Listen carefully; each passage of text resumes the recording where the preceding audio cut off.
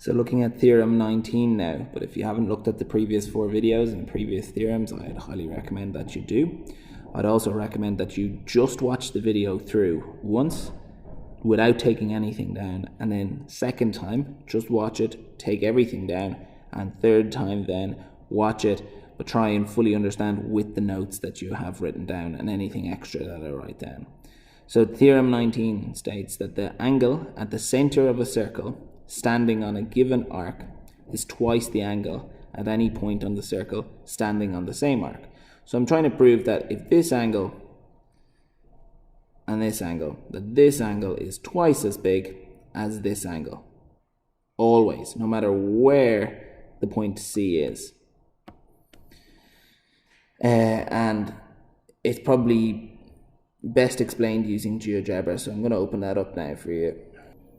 So here in GeoGebra, we can see that if I set the angle here to be 124 degrees, the angle up here, no matter where I have it, is going to be half of it, 62 degrees. Or another way of thinking of it, if this is 62 degrees, the angle in the center of the circle is going to be 124 degrees. And I can move it all the way around. And even if it's crossing over, the angle here, if I double it, I'd get the angle in the middle. Interesting as well, if I made this angle in the middle 180 degrees, no matter where I have this angle E, no matter where I have the angle E, it's going to always be 90 degrees. So if I have a semicircle, as you can see here, a semicircle, the angle in a semicircle is always going to be 90 degrees. But what we're trying to prove for this theorem is that if I have an angle standing on an arc, angle standing on an arc, the angle in the center is going to be double the angle that's on the arc. So again, what we're given, and you'll have the state given, is given a circle K with center O and 3 points on K, A, B, and C, that the angle at the center, that's the angle AOB, and that we're given the angle ACB. And we're trying to prove that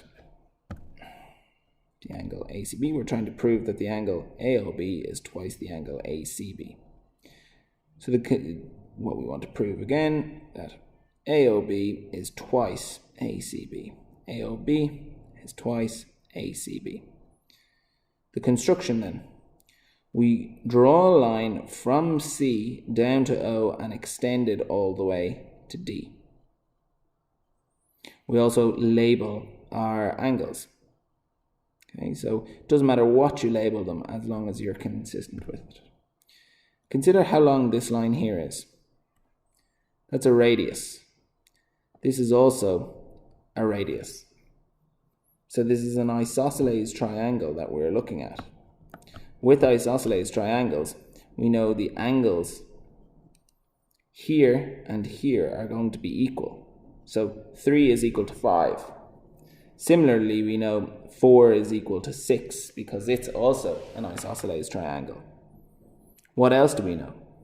We know that the angle 3 plus the angle 5, the sum of the interior two angles here, should equal to the exterior opposite angle, which would be 1 for this triangle. So the exterior angle is equal to the sum of the opposite two interior angles.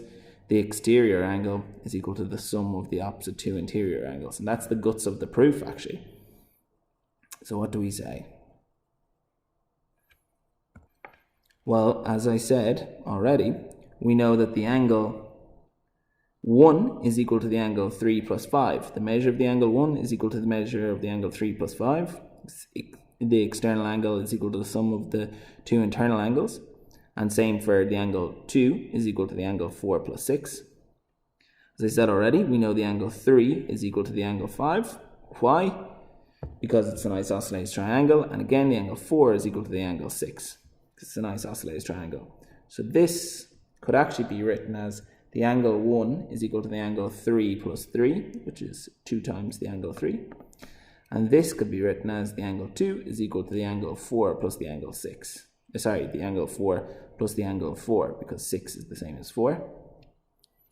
Then what do? We add the angle 1 and the angle 2 together, because angle 1 and 2 are here. So 1 plus 2 is equal to 2 times the angle 3 plus 2 times the angle 4. 2 times the angle 3 plus 2 times the angle 4. But the angle 3 and 4 could be described as the angle ACB. 3 and 4 could be described as ACB. And what else? 1 and 2 could be described as the angle AOB. And when we actually do that and write it out like that, that's the proof done. So it's quite a nice, easy, simple proof. A little long, but if you write it down now, watch it, write it down, and then watch the video again and focus on the understanding, it's not the hardest thing in the world. So hopefully the video has helped you, and hopefully it comes up in your exam and you actually get it right.